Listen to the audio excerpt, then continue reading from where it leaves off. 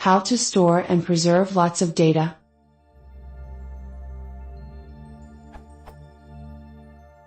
I have many DVDs with movies and games. They are getting old and dusty, some of them are damaged.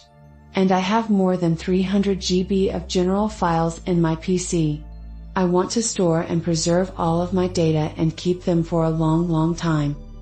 I want to know what is the best and more reliable storage media that I should use and I can buy. I will copy all of my DVDs to a new media and throw all of my DVDs away. It will take a very smaller physical space. I think that everything that I need to store is currently 800 GB. I do not like optical discs, because they are fragile and I have lost many CDs and DVDs. Hard drives would be good, but they can suddenly stop working, and it is very expensive to recover data from a broken hard drive.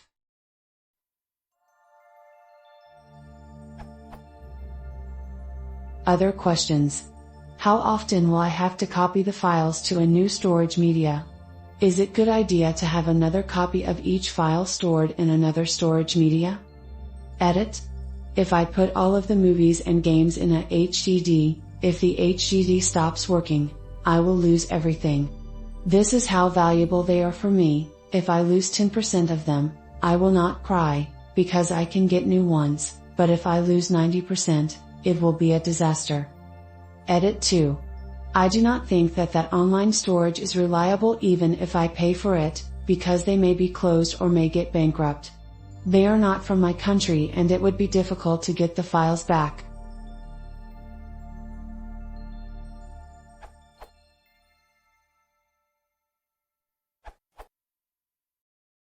The simple answer is, multiple copies. Whatever else you do, don't trust any single media, location or service.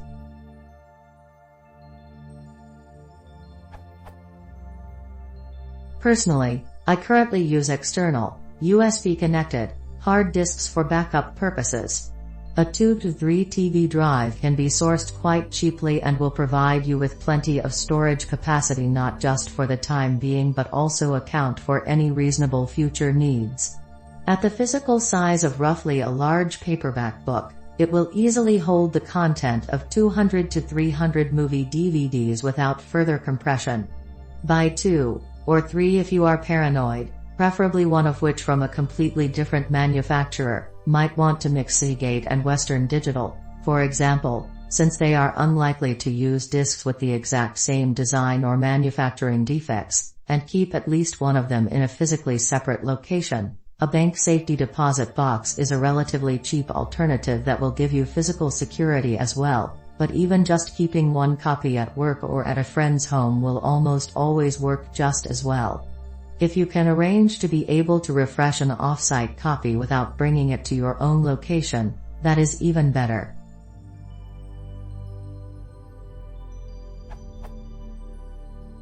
If any of the content is privacy sensitive, keep that in mind when planning how to handle off-site copies.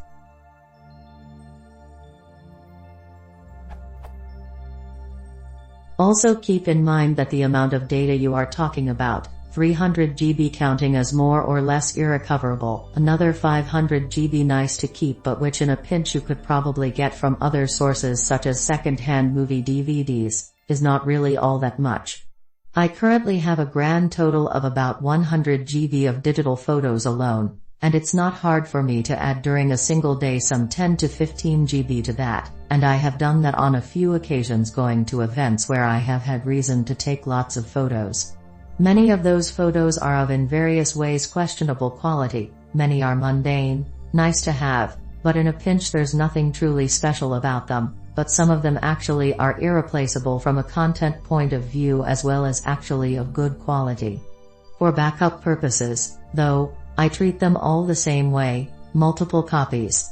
I've had a few hard drives fail on me and while a few times I've lost data I would really have liked to keep, overall this strategy has meant that I can restore the most recent backup to a new drive and be on my merry way.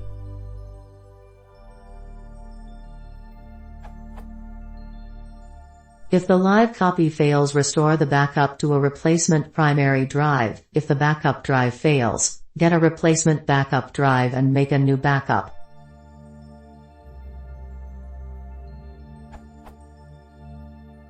If you do go the multiple storage media route, too, remember to keep checking each for signs of degradation. It's fairly quick and easy to do a SHA-1 hash run over all the files on a drive and compare the results, as well as storing the list of hashes itself in multiple locations. That way, even if you get read errors at some point, you can determine which copy is good.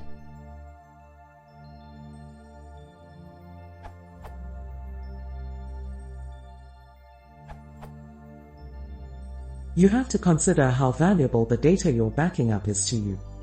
I would split it into at least 2 categories. Irreplaceable.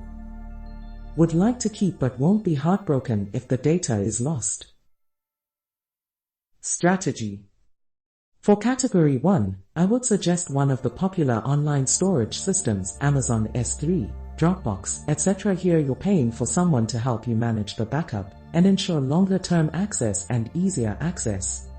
Otherwise, follow the suggestions for category 2 and ensure correct redundancy of data exists and care is taken. Assuming it's a smaller percentage of the 800 GB total.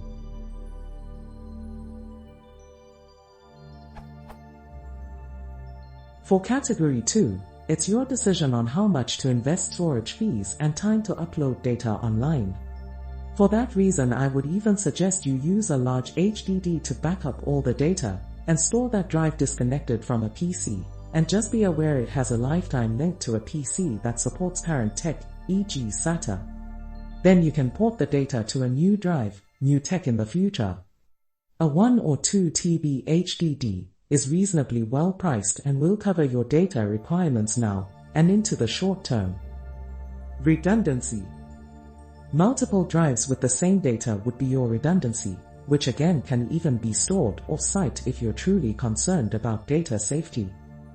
Security.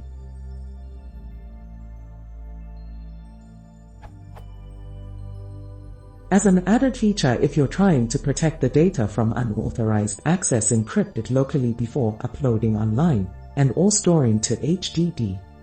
Something like TrueCrypt will be ideal.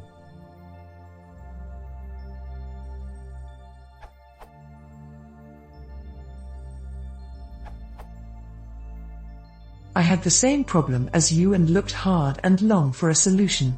Many NAS drives have 2 HDD bays. I wanted more, but that always had a big price tag on it. But then I found this. Demonstrated model has been superseded. Sign original post.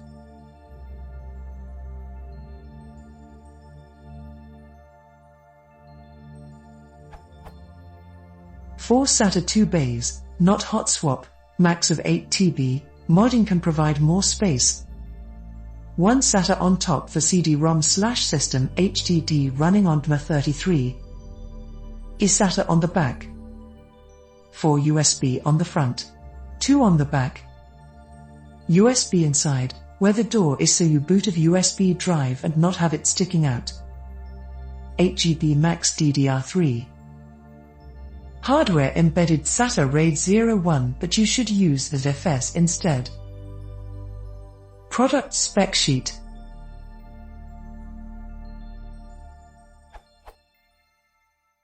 I bought mine for £100. There was a HP deal on, but normal price is £200, still half price of many other NAS.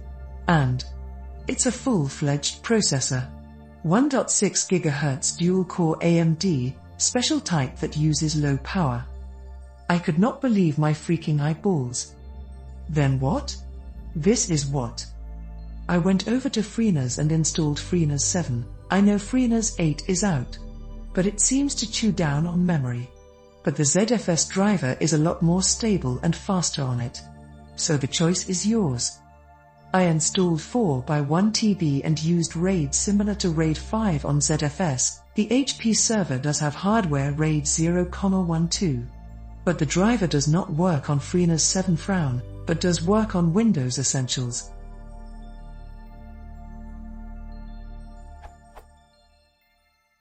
So I got 3 TB of storage with one redundant hard drive RAID 5. Did I forgot to mention it has a full PCIe slot in it?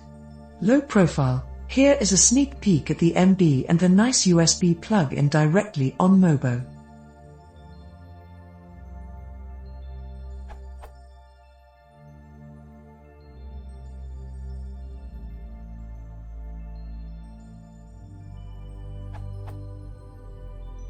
Modding. You can fit up to 6 3.5 inches drives in here.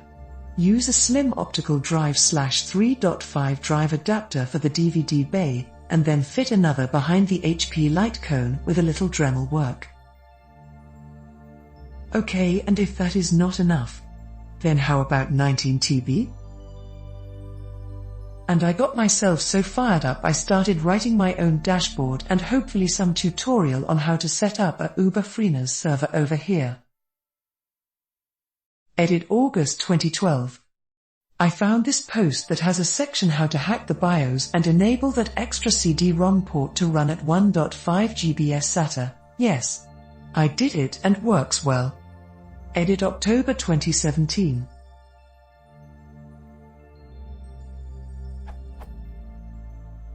We have since had the Gen 9 and Gen 10 of the microservers. I am still using the original configuration from the time of this post. Yay! Still going strong and so happy with it.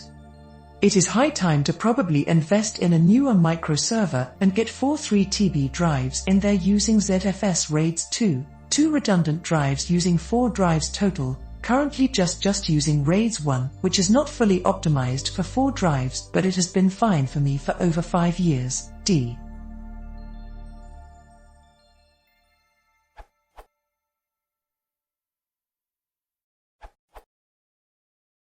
First, think about the ways you might lose your data, and decide what you want to protect against.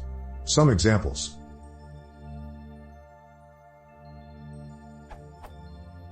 Accidentally delete something. Hard disk dies. A software or hardware bug. Malware. Theft. Fire. Natural disaster, fire, flood, quake, volcano, lightning, etc. Government seizure.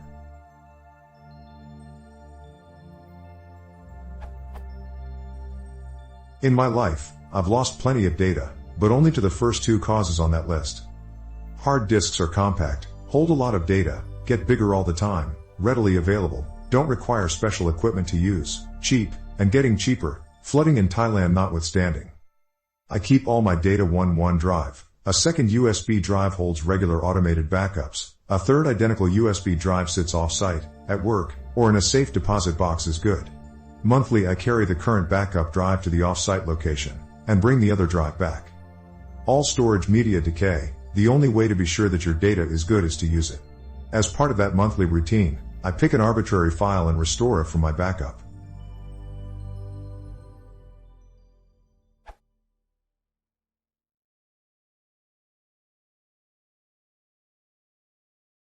Nosso podcast é